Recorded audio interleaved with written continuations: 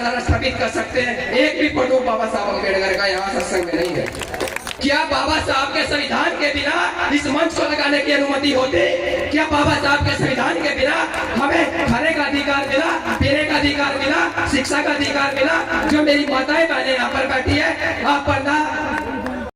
SRE news की videos देखने के लिए हमारे फेसबुक पेज को लाइक कीजिए, फॉलो कीजिए और शेयर तो जरूर कीजिए। समाज में जन्मे सभी संतों गुरु महापुरुषों के चरणों में कोटि कोटि नमन। और आज ग्राम कोटा के अंदर यहाँ सतगुरु महाराज की प्यारी साथ संगत, मेरी माता शक्ति, नौजवान साथी, बड़े बुजुर्ग और मंच पर उपस्थित सभी संत गुरु महात्मा गण, सभी के चरणों में मेरा सतनाम, सत साहेब। और गद्दी पर विराजमान सतगुरु रविदास मिशन, अखिल भारतीय संत शिरोमणि गुरु रविदास मिशन के अध्यक्ष स्वामी गोवर्धन दास जी के चरणों में भी मैं नतमस्तक वंदन करता हूँ और अपनी वाणी को शुरू करता हूँ। देखिए, मैं एक छोटा सा वक्ता हूँ, मुझे 2 मिनट का समय दिया गया है। मैं समय का ध्यान रखते हुए अपनी बात को रखूंगा। सम्मानित गुरु प्रेमियों, ये जो मंच है, ये सतगुरु रविदास महाराज जी का मंच है। ये मंच हम सबको समझना होगा, एक वक्ता को भी समझना होगा और महात्माओं को भी समझना होगा। सबसे पहले हमें मंच की गरिमा को समझना होगा। मंच 4 प्रकार के होते हैं: धार्मिक मंच, सांस्कृतिक मंच, सामाजिक मंच और क्रांतिकारी मंच। और आज ये जो मंच लगा है, सतगुरु रविदास महाराज जी का जो मंच लगा है, धार्मिक और क्रांतिकारी मंच है। साथियों, आप लोगों को मैं रविदास महाराज जी के इसी बारे में बता देना चाहता हूँ कि इस देश के अंदर, हम जिस भारत देश में रहते हैं, ये देश धर्मनिरपेक्ष और लोकतांत्रिक देश है। इस देश के अंदर हिंदू भी रहता है, मुसलमान भी रहता है, सिख भी रहता है, ईसाई भी रहता है और बौद्ध भी रहता है और फारसी भी रहता है। सतगुरु रविदास महाराज जी के चरणों में जितना अधिकार हिंदू का है, जितना मुस्लिम का भी है, जितना सिख का भी है, ईसाई का भी है, बौद्ध का है, फारसी का भी है, सभी जाति धर्म के लोगों का है। साथियों, और अगर इस देश की बात करो, अगर मैं इस देश की बात करूं, अंतरराष्ट्रीय लेवल पर हमारे देश को संतों, गुरु और महापुरुषों के नाम से जाना जाता है। जब हम अमेरिका में जाते हैं, फ्रांस में जाते हैं, चीन में जाते हैं, रूस में जाते हैं, इंग्लैंड में जाते हैं, तो हम भारत और इंडिया से ज्यादा हम इस देश को संत गुरुओं के नाम से जाना जाता है। हमारा देश, हम वहाँ कहते हैं कि हम बुद्ध की भूमि से आए हैं, हम संत रविदास महाराज जी की भूमि से आए हैं, सतगुरु स्वामी समन्दास महाराज जी की भूमि से आए हैं। लेकिन मैं आपको बता देना चाहता हूँ कि सतगुरु रविदास जी महाराज जी ने कहा है, भक्ति को चंद शब्दों में सतगुरु महाराज जी ने भक्ति का बखान किया है। क्या कहा है कि मन चंगा तो कटौती में गंगा। यानी अगर आपका मन साफ है तो ईश्वर आपके अंदर है, ईश्वर आपके अंदर है, भगवान आपके अंदर है, गुरु आपके अंदर है। अगर आपका मन साफ है, आप किसी से नफरत नहीं करते, घृणा नहीं करते, द्वेष नहीं करते, आप सबको समान मानते हैं, समान आंखों से देखते, समान अवसर देते, समान समझते हैं, तो आपकी भक्ति हो गई। वरना आपको गुरु प्रेमी कहलाने का कोई हक नहीं है। इसी विचार को सतगुरु स्वामी समन्दास महाराज जी ने भी हमारे जीवन में उतारने का काम किया है। सतगुरु स्वामी समन्दास जी महाराज जी कहते हैं कि ईश्वर को किसी ने देखा नहीं है, ईश्वर निर्बंधन है, निराकार है, निरंग है, निरूप है, निस्वाद है, कि इसका कोई रंग है, न रूप है, न स्वाद है, न कोई आकार है। ईश्वर को सिर्फ महसूस किया जा सकता है, और वो किस तरीके से महसूस किया जा सकता है, वो सतगुरु स्वामी समन्दास महाराज जी के विचारों से महसूस किया जा सकता है। कैसे? शील, संतोष, दया, ज्ञान, भक्ति, इन विचारों से आप सतगुरु महाराज जी के इन विचारों से ईश्वर की प्राप्ति कर सकते हैं, ईश्वर को महसूस कर सकते हैं। ईश्वर को किसी ने देखा नहीं, किसी ने जाना नहीं, इन्हीं विचारों को सतगुरु स्वामी समन्दास महाराज जी ने आप लोगों ने पूरे जीवन अपना बखान किया है। यही भक्ति है, यही शक्ति है, यही गुरु है, यही ईश्वर है।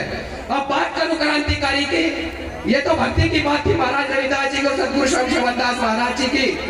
अगर क्रांति की बात करूं तो महाराज रविदास जी ने अपने एक ही दोहे में कहा है कि ऐसा चाहो राज में जहाँ मिले सबको, छोटे बड़े सत्संग से और रविदास रहे प्रसन्न। दूसरा एक और कहा है कि जात जात में जात है, जो केलन में पार, रविदास मनुष्य न जान सके कि क्या केलन की जात। यानी कि मैं आप लोगों से, संतों गुरुओं महापुरुषों से ये पूछना चाहता हूँ, ये विचार, ये साखी, ये सतगुरु महाराज जी ने आखिर क्यों कही? ये समय की 700 साल पहले ये सागर ने इसलिए कही क्योंकि वो चाहते थे स्टेज के अंदर बेगमपुरा राज स्थापित हो, यहाँ समान शिक्षा मिले, समान चिकित्सा मिले, समान अवसर मिले, सभी को समान अधिकार मिले। लेकिन मैं देख रहा हूँ इस विचारधारा को अगर कोई स्थापित कर सकता है तो हम बाबा साहब की विचारधारा पर चलकर स्थापित कर सकते हैं साथियों। और मैं देख रहा हूँ इस सत्संग के अंदर मैं बुराई नहीं कर रहा हूँ, हमें आप लोगों की कोई मैं निंदा या बुराई नहीं कर रहा हूँ, हमें आपका आशीर्वाद चाहिए, आपका साथ चाहिए। हम आपकी बंदगी करते हैं, आपके चरण छूते हैं, लेकिन आप देखिए ये सदगुरु महाराज जी का जो मंच लगा है, पीछे आपके फ्लैक्स लगा है, क्या बाबा साहब की विचारधारा स्थापित किए बगैर इस देश के अंदर हम रविदास महाराज जी की विचारधारा स्थापित कर सकते हैं? एक भी फोटो बाबा साहब अम्बेडकर का यहाँ सत्संग में नहीं है। बताइए, मंच पर एक भी फोटो बाबा साहब का नहीं है, उसको क्या आगे वो तो सत्संग हो भंडारे का फोटो है, मंच पर नहीं है। क्या बाबा साहब के संविधान के बिना इस मंच को लगाने की अनुमति होती? क्या बाबा साहब के संविधान के बिना हमें खाने का अधिकार मिला, पीने का अधिकार मिला, शिक्षा का अधिकार मिला? जो मेरी माताएं बहनें यहाँ पर बैठी है, आप पढ़ना हिंदू कोड बिल को, आप पढ़ना हिंदू कोड बिल को, आप पढ़ना। मेरी माताएं बहनों को जिस देश के अंदर जो अधिकार मिले हैं वो बाबा साहब की बदौलत मिले हैं। ये सत्संग पंडाल जो सज रहा है ये बाबा साहब की बदौलत मिला है। अगर आप चाहते हैं इस देश के अंदर महाराज रविदास जी की विचारधारा स्थापित हो तो आपको हमें आशीर्वाद देना होगा, हमारे साथ चलना होगा और हमें अम्बेडकर जी की विचारधारा पे भी हमें आगे चलना होगा, साथ मिलकर काम करना होगा। मैं संतों गुरुओं महापुरुषों अपनी बात को खत्म करना चाहता हूँ। इस देश के अंदर दिल्ली की राजधानी में तुगलकाबाद मंदिर को तोड़ा गया, हम लोग सबसे पहले वहां गए, हमने लाठियां खाई, डंडा खाई, जेल गए।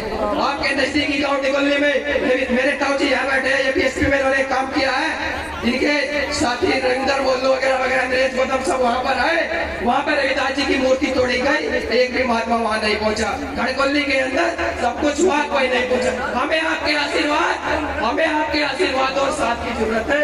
अभी ये कह रहे थे कि अम्बेडकर वाले यहाँ नीला साफा डाल के आ जाते हैं, हम भी आपके बच्चे हैं, आपके बेटे हैं, हम भी चाहते हैं कि रविदास जी की विचारधारा इस देश के अंदर स्थापित हो। हमें आपके साथ और आशीर्वाद की जरूरत है। सतनाम दर्शन। बहुत बढ़िया, आपका बहुत बहुत धन्यवाद जी भैया। अरे सुनो, देखिए ये कहना कि महाराज रविदास जी का कथन अगर मानकर डॉक्टर भीमराव अंबेडकर ने संविधान न लिखा होता, वो संविधान जिसमें फंडामेंटल राइट्स है, समता का अधिकार है, समानता का अधिकार है, ऐसा चाहूं राज में मिले सबन को अन्न, इसी सूत्र के आधार पर ये इस संविधान की रचना हुई है। ऐसा चाहूं राज में मिले सबन को अन्न, छोट बड़े सब सम्मत है, रविदास रहे पसंद। अगर ये सूत्र ना होती तो संविधान भी ना लिखा जाता।